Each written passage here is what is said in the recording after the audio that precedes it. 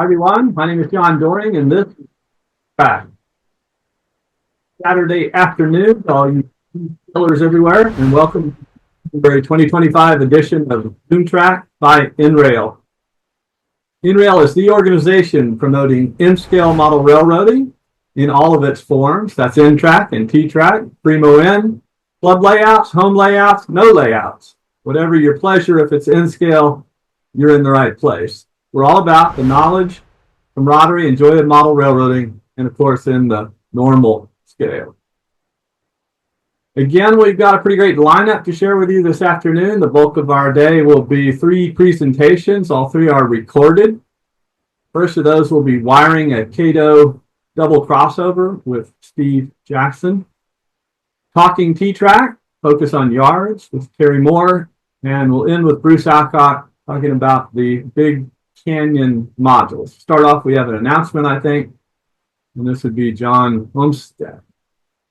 So, John? Well, I guess all you can see is the PowerPoint part. Okay. I represent the Columbus, Ohio area. We have a group called CANS, Columbus Area N-Scalers. Started way back in 1981 and have been NTRAK for the whole time. We've done setups for NMRA Division 6, have a CNO layout in the old CNO station in Canal Winchester, Ohio. That's southeast of Columbus. We've done out-of-town shows. Our big thing right now is N-Scale Weekend, sponsored by Central Ohio NTRAK. And we also do a December Christmas display at the Westerville Public Library for a couple of weeks. We're down to about 8 fairly active members now, and the purpose of my little spiel here is we are searching for new members that would like to join us. There are no dues. We meet once a month for dinner. We'd like to start showing at more train shows and so forth right now, but with our low numbers, it's been kind of hard. We are starting T-TRAK modules.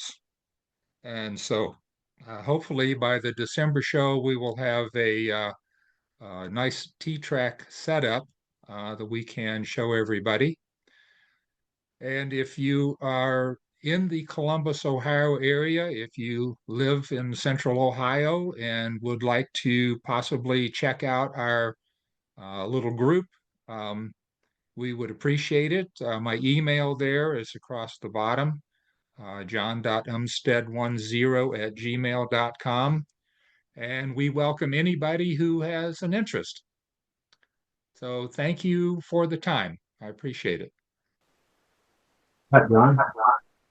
Appreciate that, and right there with you is President of the NTRAK group up here in the New England. Active group, there's always a few more members, that's for sure. Very good. All right. Okay, thank you. All right, I guess we're ready to roll the first tape here, Bruce, and I think that would be Steve Jackson's.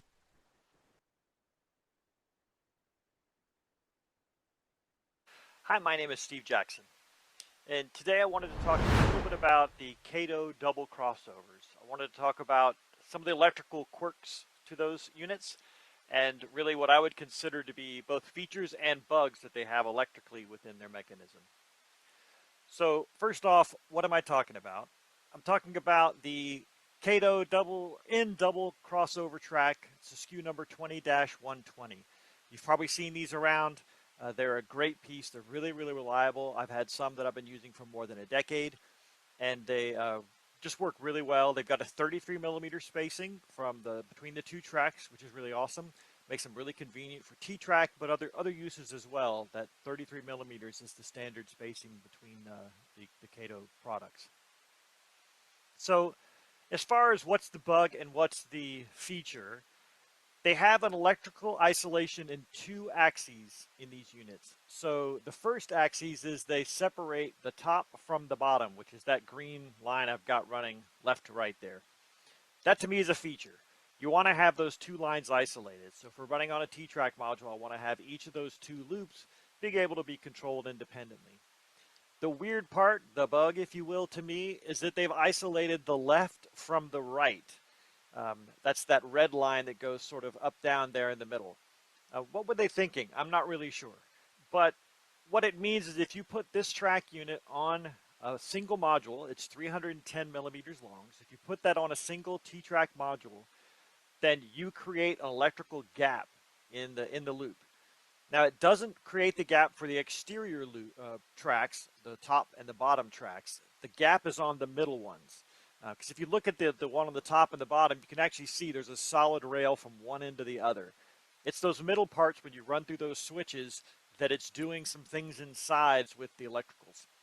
So if you don't believe me, what you can do is actually look in the middle there, and you'll see that those tracks are all cut in the middle. There's a plastic piece that sits in there. And that basically is isolating the left from the right on those center tracks. And there are 4 power routing segments in there, really, if you look at it. Essentially what's happening is they're power routing and they're not connecting the two sides. This is 4 number 6 turnouts, which is great. Number 6 turnouts are bulletproof. They're really, really reliable. And it's just 4 of those mechanically put together and molded together. But what that means is you inherit all that power routing, which can be good, except in this case where they then lose the connectivity between the left and the right side of this module. We'll show in a minute when we start digging around the inside.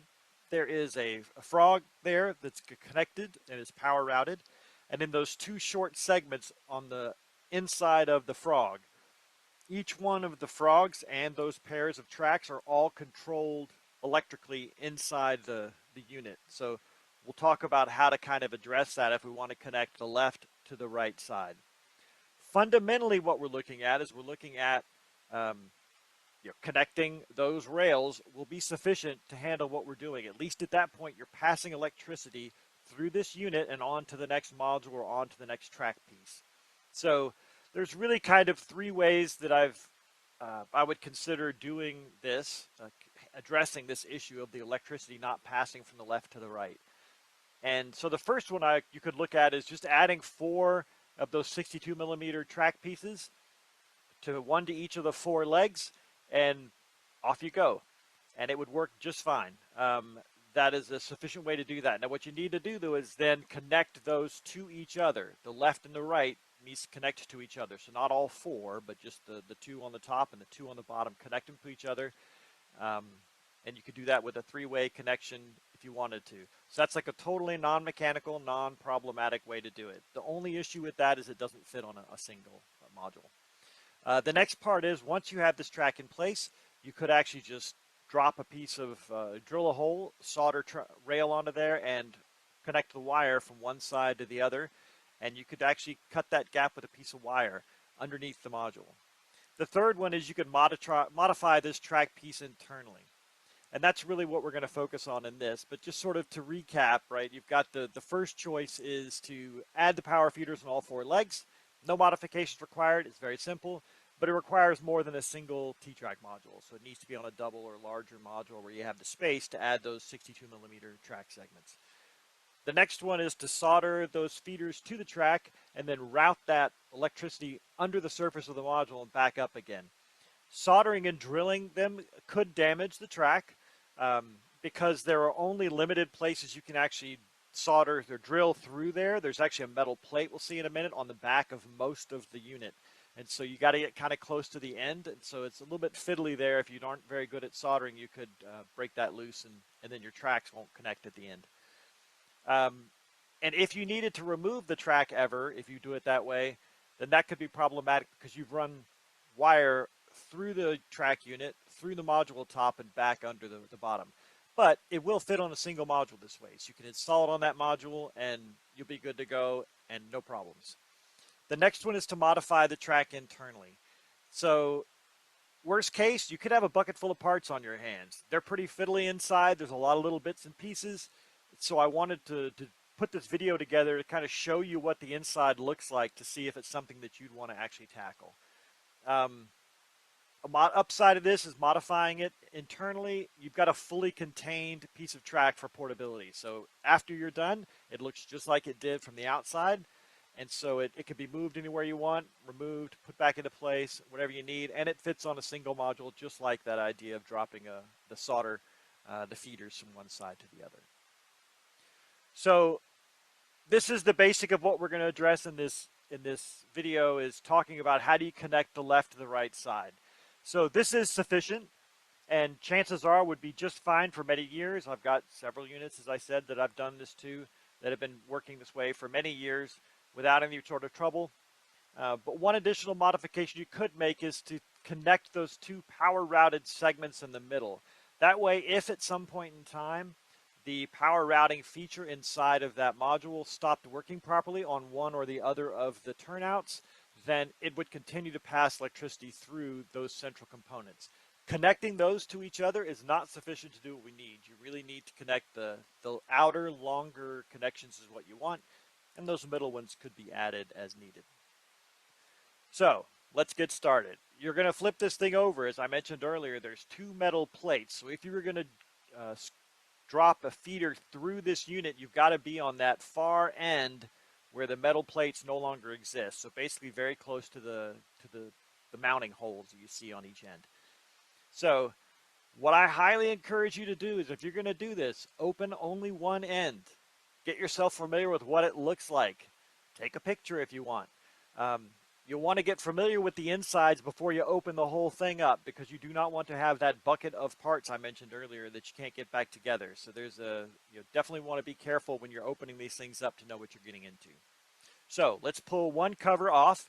You just remove those three screws, little Phillips head screwdriver, and then this is what you've got. One thing to note is that there is a little plastic part in there that is holding down the two actuator arms, the little metal wires that move the turnout. And so that little plastic lid sometimes will attach to that little dimple on the metal part.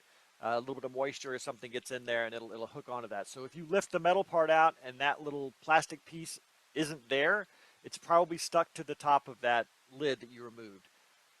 Put it back in place where it's supposed to go, because on the track piece itself, because it holds those two wires in place. When they fall out, it's really annoying to put them back in there. They're very small, very difficult to get to, and they're kind of in a tight spot. So you want to try to keep those in place. And I can show you what that looks like with a little bit closer photo. So on the left, that piece is in place. And on the right, I've just shifted it back a little bit so you can see what it's covering, those two little wires that stick into those two sockets. You'll also notice that plastic piece has the corners, two of the corners cut out. If you look back over on the left, those two cutout pieces fit into those two bars kind of that are raised on the left side. So it fits one way and not the other. But basically that little piece, you want to keep it in there the whole time you're working here, because you want to try to hold those two wires in there. I will tell you, when I was taking the photos and doing the work to get this video put together, I did actually have one of those little parts fall out and I had to put it back together. It's not a big deal. It's just kind of annoying to have to work with. So I wanted to make sure that you were aware of that little piece and that you were keeping an eye on that. That's the fiddliest part. Other features you want to look at inside of there. So as I mentioned before, it is a number 6 turnout. It's electrically operated. And so this is what a number 6 turnout looks like. There's just two of them there. As far as the mechanism component itself, there are a pair of black arms in there. And the black arms reach around that central coil. So what happens is when you actuate that turnout, it fires off that coil, which then slings the magnets from one end to the other. So that's how you operate the turnout. And then what it does is it will inside, there's that little T-shaped brass piece. It moves that T-shaped brass piece back and forth, which connects different pads on that little electrical component. We'll show that in a second as well. One thing I did want to note is manually you can operate these turnouts, and that's actually done. You're basically just reaching that black piece has a little nub that comes out that you can see outside of the turnout, and that's what you move back and forth. I circled in the top. That's the hole, basically, where that little piece sticks through. So all you're doing is you're just manually actuating that same black piece that the coil actuates. You're just doing it with your finger instead of using electricity. And then the other thing I wanted to highlight was you've got that actuator arm that I just showed you, that plastic piece that covers it. I highlighted that actuator arm in orange. So what you can imagine is that arm pivots on the left under that plastic piece. And then as the black segment moves back and forth, it pushes the arm back and forth in order to flip the turnout on the top side so you can see those tracks move. So that's kind of what's happening mechanically underneath this turnout. So as promised, this is the little electrical part at the other end, and I wanted to focus on that. So essentially you've got 4 pads in each corner, and then that central T component. And what that T component is doing is it's connecting the pads to each other. The pads that are on the right in this case are actually the ones that are coming in from the end of the modules, and the ones on the left are going to those short power routed tracks. So the sufficient solution, the good enough solution, is to connect those longer lines to each other. So what you'd want to do is connect the pad, like the upper pad that I have there in blue. You connect the rightmost blue pad. You connect that to its equivalent on the other side, and then the red one on the lower side to its equivalent on the other side. As I mentioned, on the left side of this diagram or photo, the pads that you have there, those are for the power routing. So if you want to connect those short power routing segments to each other to make sure that you get those connected, then you would connect that upper blue and the lowermost red to each other on both sides. So you'd need to then pass the wires, solder a wire on there and go to the side and solder it to its equivalent on the other end of it. So now that we kind of understand generally what the inside of this thing looks like, we're ready to sort of finish our disassembly, right? You feel safe, you understand what it looks like, and you sort of know what you're dealing with. So we need to open up the rest of the back. So we take out the other 3 screws. That's going to expose the other pair of turnout mechanisms under there. And then there's one more thing we need to remove out of that central section. There's a plastic bit. You just take a small screwdriver, kind of pry that up, and it'll pop right out. And once you have that out, then this is sort of the whole kit and caboodle ready to do its work.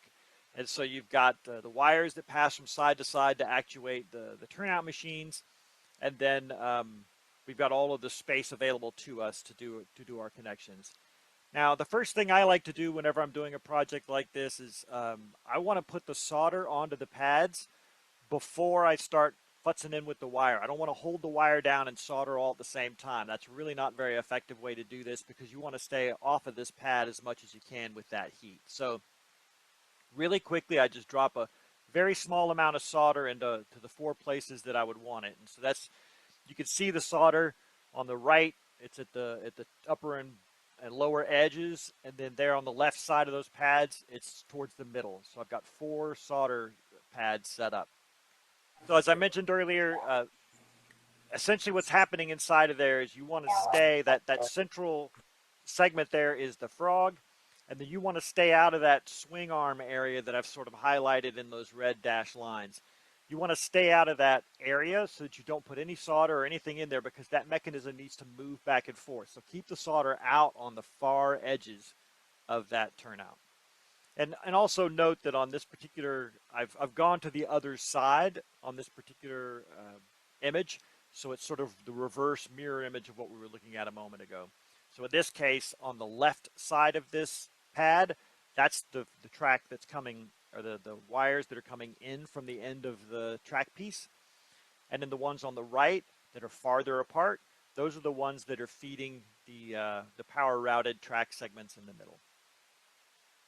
So the good enough solution is this.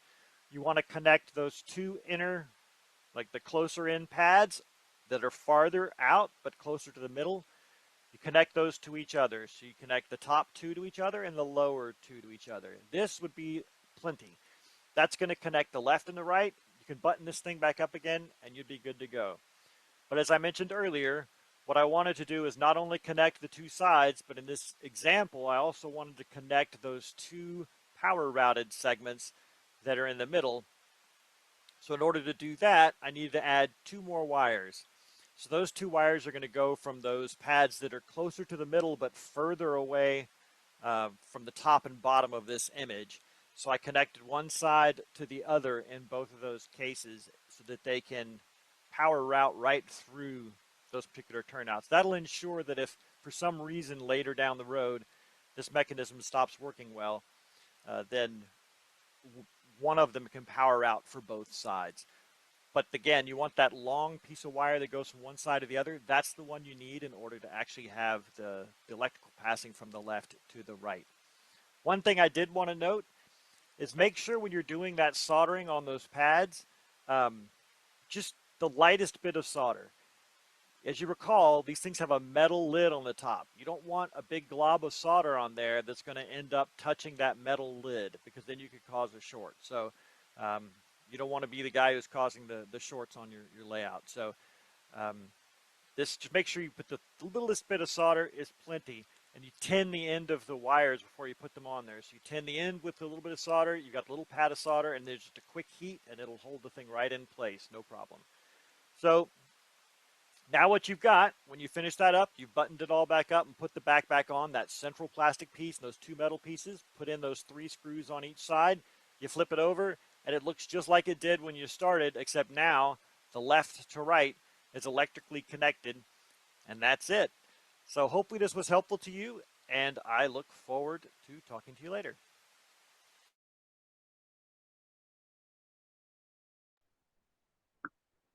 Excellent, excellent, excellent. Let's see. So there was a question about what size wire you should use here. Steve, are you with us? I am. The answer is as small as you can find. What I actually use is I like to use solid core, because for me that's a little easier to kind of manipulate and make sure that it makes it through there. And then I've got, I think it's 26 gauge wire. It's really small stuff. Yeah. But it's sufficient for passing the electricity from that one side to the other. Okay. And then one of the things, I think Terry left a message in there. Yeah. I was talking to Terry after I posted the video. He happened to see it when he was going to post his video. And he mentioned that, oh, by the way, if you wanted to create an isolation block and you wanted that left-right isolation, all you would need to do is cut the 2 rails on the top and the bottom, and you could actually have really nice isolation from left to right if that was the desired thing. So right now it's kind of half and half. In my case, I was trying to make it not isolating at all, but you could actually cut those 2 rails and then create the left-right isolation. Okay. Yeah. And can I make a comment? Go ahead. Yeah, I wouldn't personally want to connect those 2 feeder wire track, because if you connect those 2 and you get those 2 turnouts in opposite positions, you're going to get a short circuit. It doesn't actually. Because when that T rotates, that center piece either goes from electrified or unelectrified. When the frog pivots, because the frog what I isn't mean connected. is if you got one turnout in one position going straight through and the other one's turned, and then you connect those 2 tracks, you're going to get a short circuit, because there'll be opposite power routing if you get the turnouts in the 2 turnouts in opposite position. But that straight through section is either power routed or off. It actually, is that how it works? Yeah, okay. it's either connected or disconnected is what it ends up being. Oh, it doesn't power route to the opposite rail. Exactly. It's just picking. So it's only power routing separately. Yes, it power routes to power one. Routed separately from the frog. Yes, it does. Which is kind of clever, but that's unlike like the Pico turnouts where that electro frog is one whole section. It doesn't do that. Those rails behind the frog are actually separate.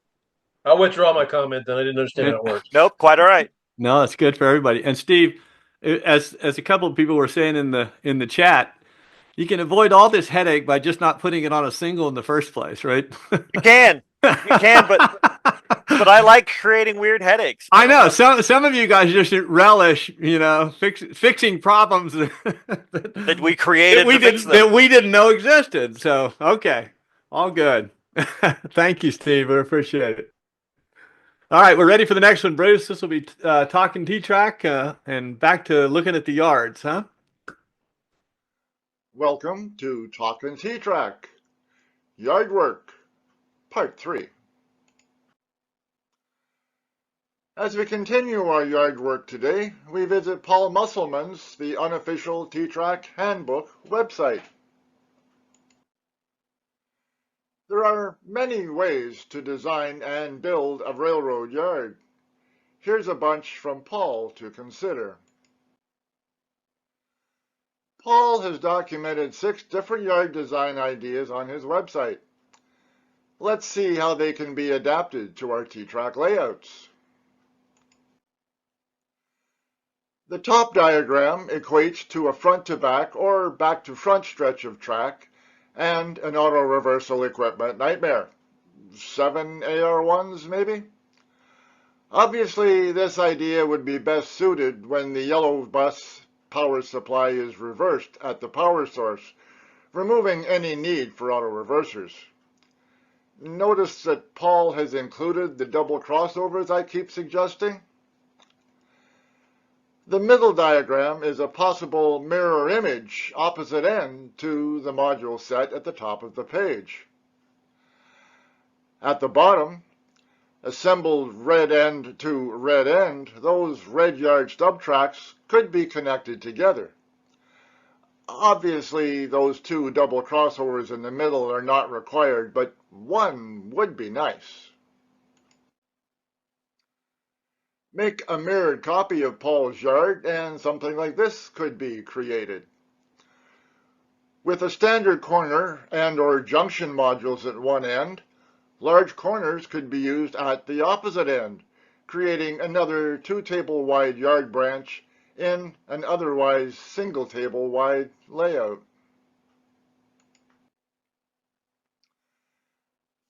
Paul's design above at the top requires the yellow bus wiring power supply be reversed to allow the red track trains to access any of the yard. These are double deep modules for use on a single row of tables. Or the design could be modified for mid-table use, as to the diagram below, with independent yards. Crossover use would still require the yellow bus power reversal to allow full access. Standard Steve Jackson junctions and corners or an end cap create a classic T-TRAK yard branch on a single wide row of tables. More straight modules could be added at either end and in the middle for a yard of infinite length.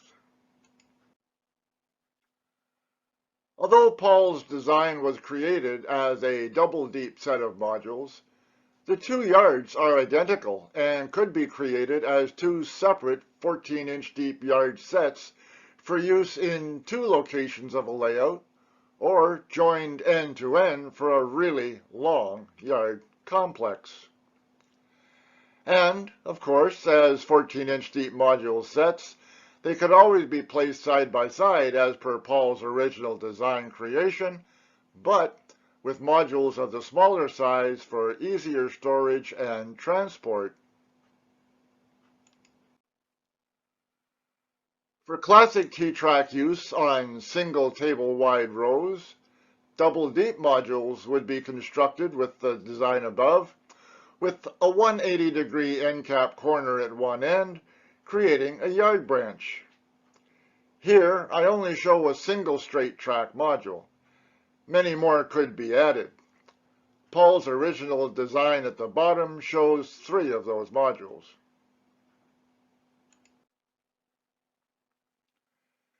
This yard design could be used on a single row spine, ignoring the straight run-by tracks on the bottom, or used on one side of a loop constructed with large corners or junctions, again ignoring the bottom run-by tracks.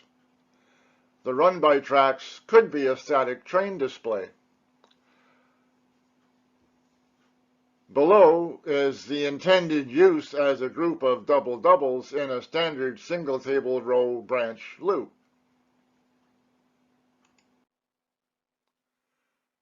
For classic T-TRAK use on single-table wide rows, 4 double-deep modules could be constructed. Or, the 8 modules could be built, allowing straight modules between the end 90-degree corners. Another option would be to mount these 2 yard sections end to end for a long straight yard on one side of a loop on a single row of tables or single row spine. Many more straight modules could be added, creating a much longer yard. Slight reconfiguration of that design and modification would create a mid-table yard. And this is yet another candidate for the addition of double crossovers at each end with the yellow track supply reversed. Above is a simple center of the table design, or S-curve modules could be added at each end. The lower design is similar to Francesque's.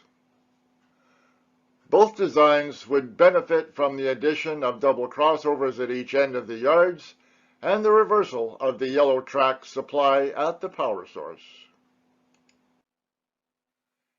Next time, middle of the table yards and yards with number 6 turnouts.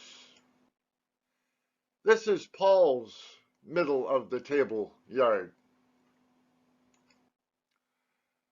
Paul's mid-table yard has a single junction branch above with standard or large junctions, or as a spine yard below between 2 loops.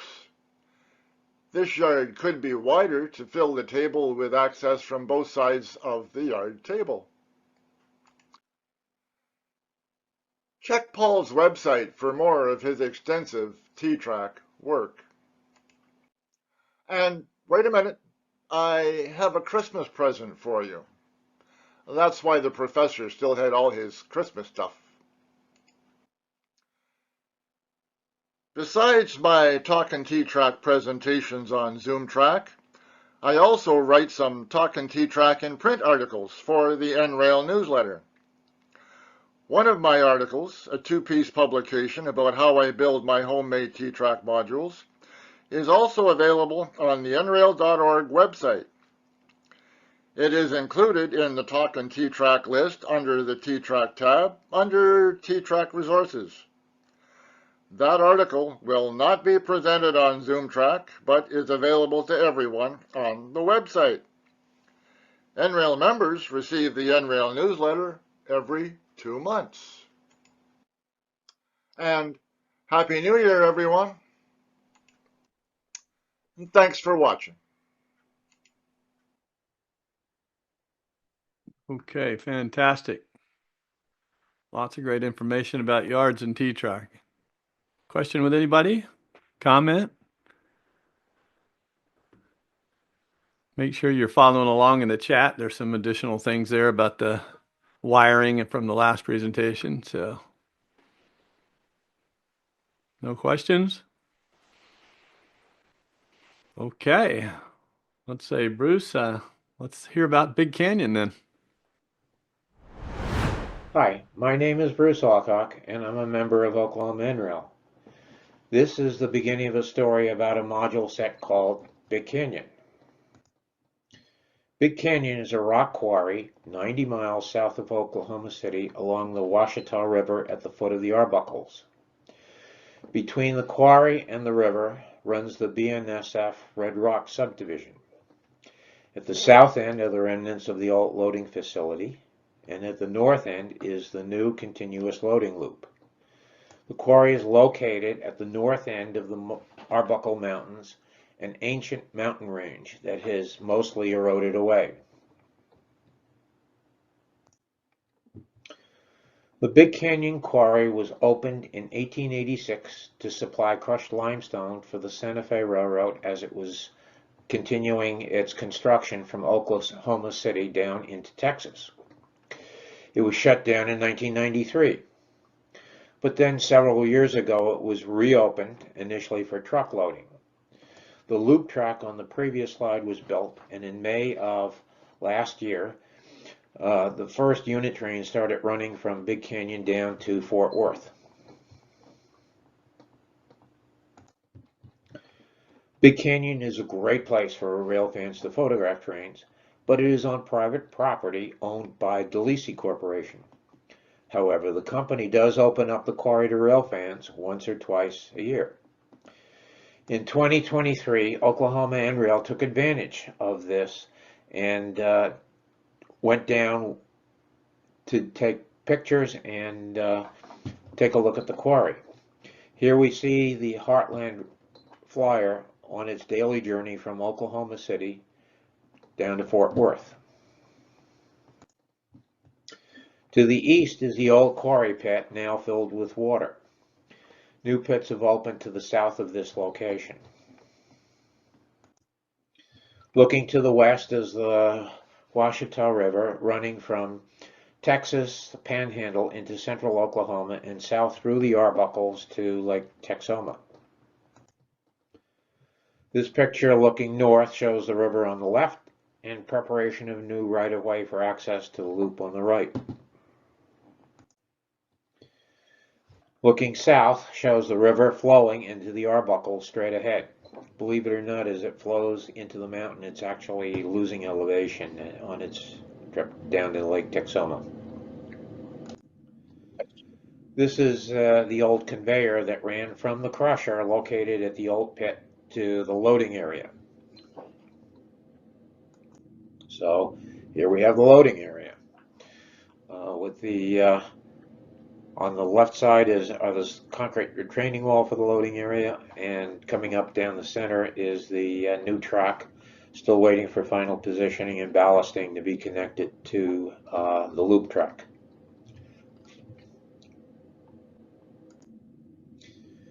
Again, this is the loading area, and to the right you can see the old tipple that has now been turned upside down on the ground with footings for loading facilities available, rusted footings that are in front of the retaining wall. So this location is ideal for modeling with a river on one side and hilly terrain on the other side, and an industry that can provide action, loading hoppers for either unit trains or cuts of cars for pickup or delivery. So Oklahoma NRail decided to build a module. But we were also looking to build two end loops so we could run a straight line layout as opposed to the traditional rectangular shape. If we built this as an end loop, we could use the hillside behind the quarry as a view block to hide trains as they turn 180 degrees back around. Now, we just said that this is an ideal location because there's a river on one side and the track and hillside. And most of the previous pictures of the quarry showed flat area. But this is really the scenic area as the river starts flowing into the Arbuckle or through the Arbuckles, and the train track follows it along.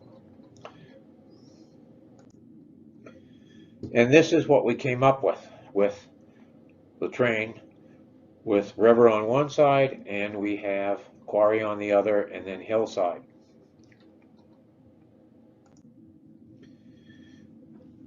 Our design criteria included using two 2x6 modules next to each other, so we could have a minimum of 20-inch radius for the outside red line.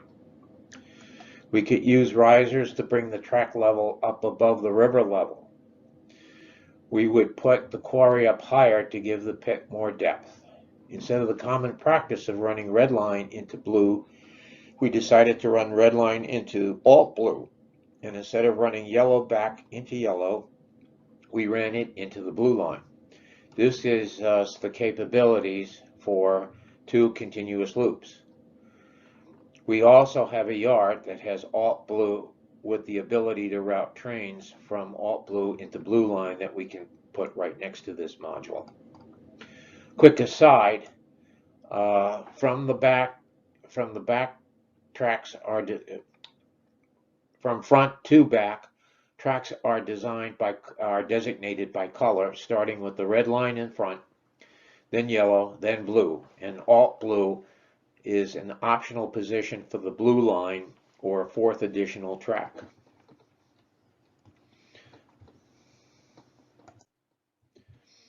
So this is the final design we implemented, and here you can see color coding showing the red line running around to alt blue, yellow into blue line, and we have 2 sidings.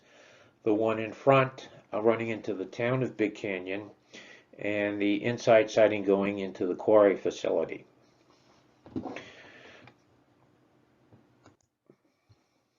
So here again is a picture of the implication looking down a la Google Earth style. And you can see that the track runs along the river and the hillside as the view break. Our implementation has 2 modules next to each other in a permanent configuration. So we use table furniture fitters to align the modules. This is important since we wanted to avoid connector tracks, and we ran the track right across the modules when we're laying it, and then just cut at the module edges. This is done a la style of the Fremo N. The mainline switches are run by tortoise switch machines, and sidings are slide switches for throwing. Because this is a reversing loop, we need to isolate a section and use a reverser to handle this. More details on that will be provided to come. The framework starts at the riverbed level with track roadbed on risers and quarry level still higher. Remember, the NTRAK standard specifies a 0% grade on mainline, and red and yellow are mainline tracks. The quarry pit is cut out, and we use styrofoam for filling in transition areas between levels, as well as the riverbank and the mountains and the quarry. So this is a picture of the frame base with the blocks for the screw and legs sticking up. You'll notice some of the cross pieces are not evenly spaced in order to provide openings for the quarry pit.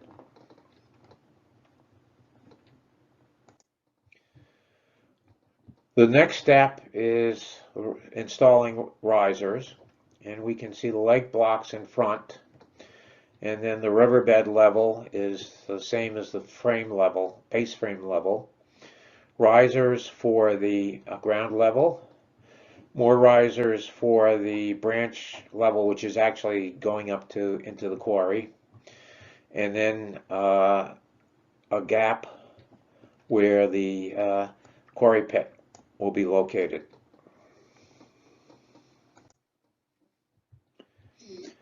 This is what the modules look like once the plywood has been cut out, jigsaw style, and mounted on the frame that we built. Voila, we now have a module with base at various levels for river, track, and quarry. We mentioned that we were going to run tracks all the way up to the edge of the module. Well, we use cork for roadbed, but at the locations where the modules meet, it is imperative that keep the tracks perfectly aligned. So we cut back the cork and put in basswood to provide the most solid base for the tracks. Once the track is cut, it needs to stay aligned, so putting wood instead of cork provides an appropriate base, assuming we do a good job of gluing the track properly at these locations.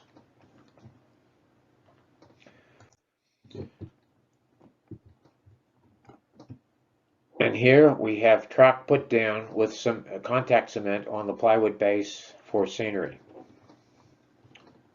Waiting for scenery. Once again, we have a picture of the various levels, starting with frame work at the bottom. Then we have the riverbed.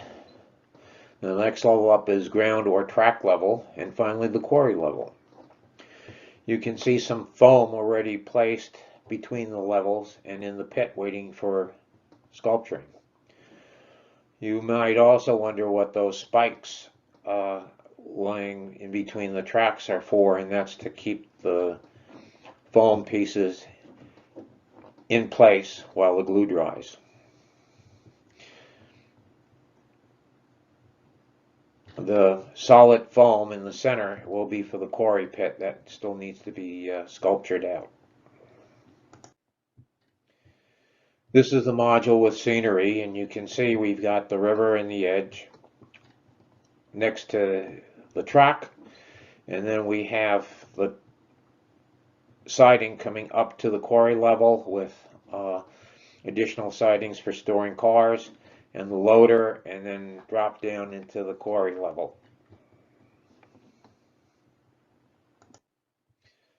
So that's our presentation for now.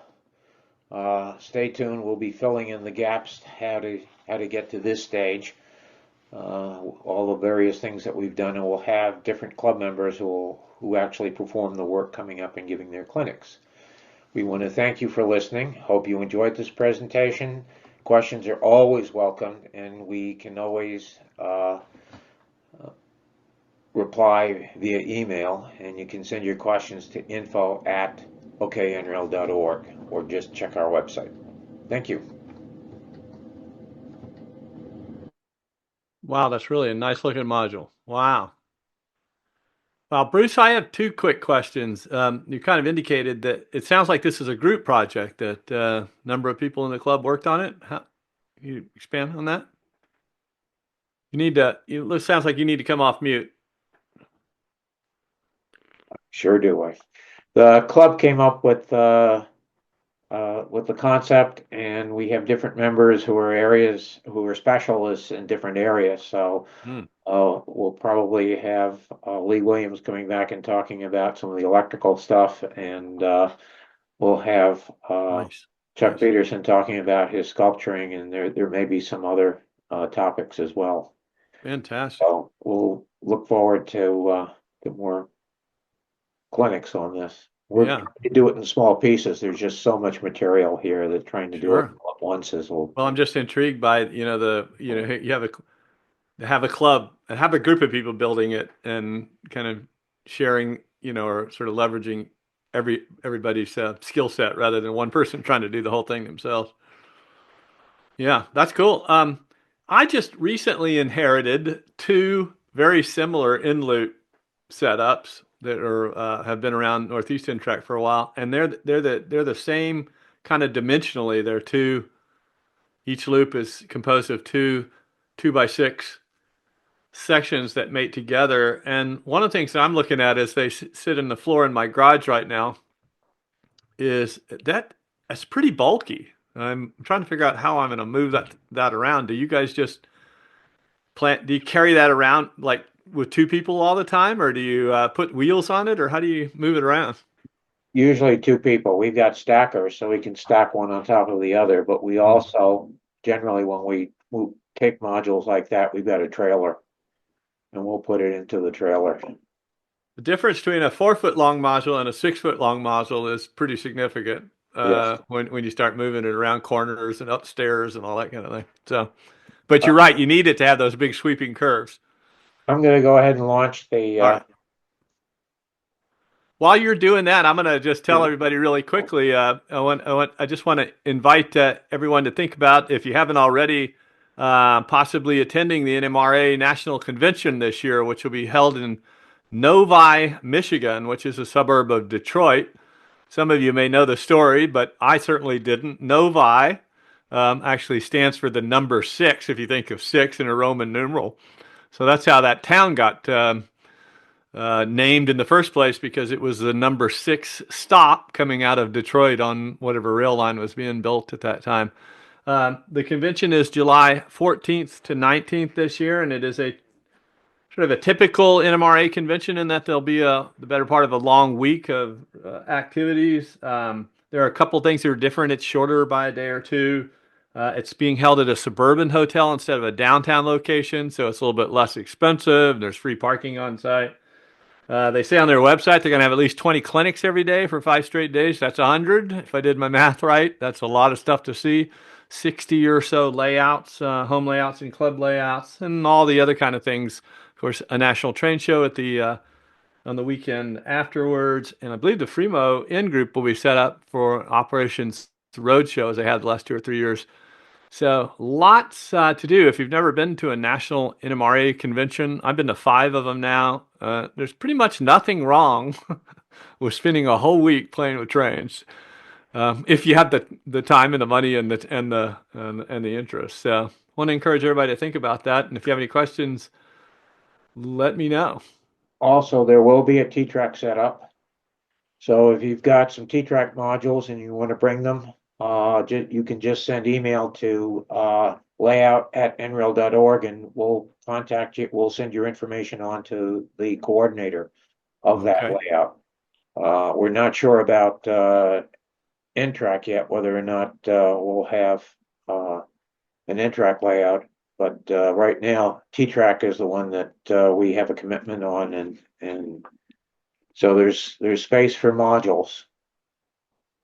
Fantastic. So what was that email address again? It's layout@nrail.org. Layout@nrail.org. Okay, super.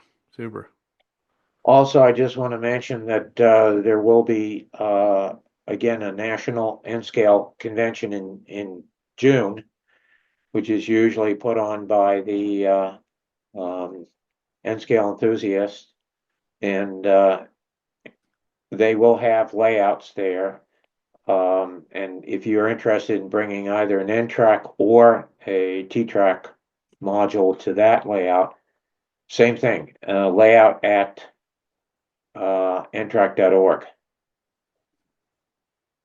Now that time you said NTRAK, the first time you said NRail. I'm sorry, NRail, yeah. Yeah, NRail.org, right?